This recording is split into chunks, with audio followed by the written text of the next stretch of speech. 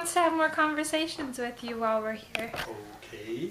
We went to Bowl of Heaven and had a Bowl of Heaven, one of those acai berry bowls. And now my body is currently in shock because of all the nutrients. So you left off Diet Coke for a day? And I did. Healthy? I feel ill from all the, all the antioxidants. You know what? They're probably antiing all of my oxidants. And then this piece on my car broke. Oh yeah. So I have come to see, okay, so they said that no one carries it, they have to order it from Michigan. So, and that takes a few days that we don't have because we gotta get back so Justin can work. It's like half the time it works and half the time it doesn't. I have no clue how long this has been happening. Not a clue. So if you could possibly fix it, if not, then we'll drive dangerously. Of course, the thing is I have to take it apart. So when you take things apart, there's little springs that jump out and stuff like that. So it may not be as easy to get it put back together. But if you can't get it put back together, it doesn't really work for us right now anyways. So I don't know if we talked about this last time, but my dad carves wood for fun. And some of his carvings he's won some awards for. I'll show them to you. This is my baby sister's head. That's her head when she's bigger. This is her head when she looked like a baby. When she was a baby. She didn't just look like a baby, she also was a baby at one point. And that's a fairy. And that's a manta ray. And a dolphin. And another fairy. We have a old-fashioned bride that he carved. Lovely. And this is oh, I forget which one this one is. Centaur. Centaur. This is a centaur. I always want to call it a minotaur, but that's not it. The leg broke off. But I think people enjoy your nerdiness. Unabashed nerdiness. Yes. Just all out there for everyone to know. So after our rocket launching the other day, the video rocket recorded but failed to download the information, even though it worked in practice. So I'm in the process of taking it apart, and I'll replace the video camera with a newer one. I would really love to see the footage of the rocket like spinning down towards us, toward Earth, and all of us running everywhere to get away from it. You ran to catch it. You ran to catch it, but we thought you were running away from it, and so we got scared and all started running around like little ants. What are you? These are chemistry books? Do you ever look through them again just to like brush up on your chemistry? Oh, sometimes, but that CRC book at the end is Chemical Rubber Company Handbook, and anybody who's ever done a lot of chemistry, it's like an almanac. It's a table of standards, so it has ionization rates, plus it has things like the mass of planets and stuff like that if you're doing calculations for solar system models for your third graders, projects and stuff like that, because you got to get those models right. Otherwise I should probably look through that, just brush up on those things. Yeah, just in case. I've been needing to learn more about the sizing of planets and chemicals and stuff. I'm the brains of this operation. When we were kids, one of the things that we did, other than launching rockets, is we all learned how to play chess.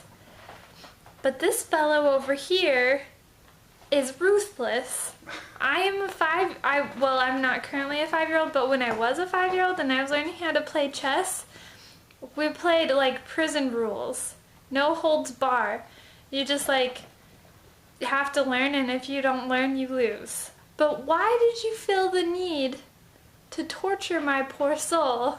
Couldn't you just like let me hang in there a few more moves? It's one thing to build confidence by letting people win, but in chess it's like life, and it's supposed to be like military action within life, and that is no take-backs. You've got to win the first time, And the same thing is true in your life. If you really screw up bad, you may be able to recover, but if it's so bad that you're not paying attention to what you're doing and you lose your king, then you're out. And the same in life. If you're so bad, so disturbed by the environment that either you can't get yourself undimpressed or you can't shake yourself loose from whatever it is that's bothering you, then your life is going to pass you by and you'll miss it entirely. So the best thing you can do is offer an insulated environment, sort of like a vaccine for life, if you will. That is, you see how the chess game goes. You know you've got to think carefully before you make your moves, and if you do wing it, so to speak, you can in certain cases, but there'll be consequences that you're going to have to make up for later. Same in life. For every time you decide to wing it, you've got to pay the piper for whatever it was you do. And for everything important, you should think carefully before you move. Know that there's opposition out there. Plus, you have to have a strategy for where you want to go. Otherwise, you'll get nowhere. And you can't win at chess if you are not thinking to win. So you always told us play good offense, or play offensively, not defensively. And that's like a life lesson also, because if you're playing defensively, you're just kind of waiting for the inevitable. And if you play offensively, you're going out there and getting your man. That's right. That's how I got Justin. Well, I never got Justin.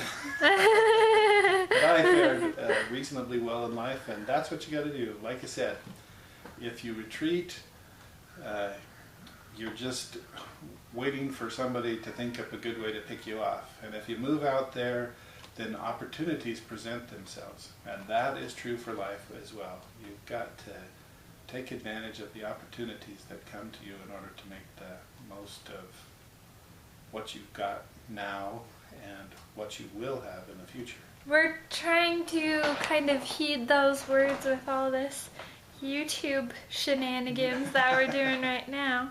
You're looking at the size of the world that you see. And that's the advantage to YouTube, is your audience is potentially the entire world. So the bigger world that you show them that you're associated with, the more world cred instead of street cred you have, as far as that goes. Because www.cred, right? That's right. That's right. Because there's so many people out there, the people who are bigoted and prejudiced and stuff like this, they narrow their worldview to just a small area. And the people who have the wider worldviews, the people who understand that it's a world that we live in and are a part of, they have the most opportunity to make a difference in that world. When we were riding with the family, Ginger and Carl were saying kind of description as to why you would do YouTube, because they said they were married for 9 years, and after 9 years of marriage, some things just get monotonous and boring, and this has given them a new perspective in everything that they do and see and whatever. If they're going to record it, they have to show how interesting and fun it is, and that takes work. That was kind of cool. Yep, they're expanding their worldview. Yeah. And if you contract your worldview, that's the same thing in chess about pulling back and playing only defensive. You can't win that way. You've got to go out and be in the world and experience in order to win in the end. It all comes back to chess. Right. I'm trying to bring it circular. Full circle. Full circle. The better worldview you can bring on yourself, the better off you are. You don't want to get trapped in isolated corners like people who watch television, the old style television. Their worldview is limited to just a few things that basically corporate sponsors want you to see, and that can limit your overall experience in general. But I'm glad to see things like YouTube come around where things are wide open, and it's more like a direct democracy in that people select what it is that interests them in order to make that the entertainment of the times. There you have it. Life is not like a box of chocolates. It's like a chess game. Yes, it can be. Any metaphor works as long as you appreciate the nuances associated with the metaphor. No, Dad, now you say stick it, Forrest Gump. Actually, I like that movie, so.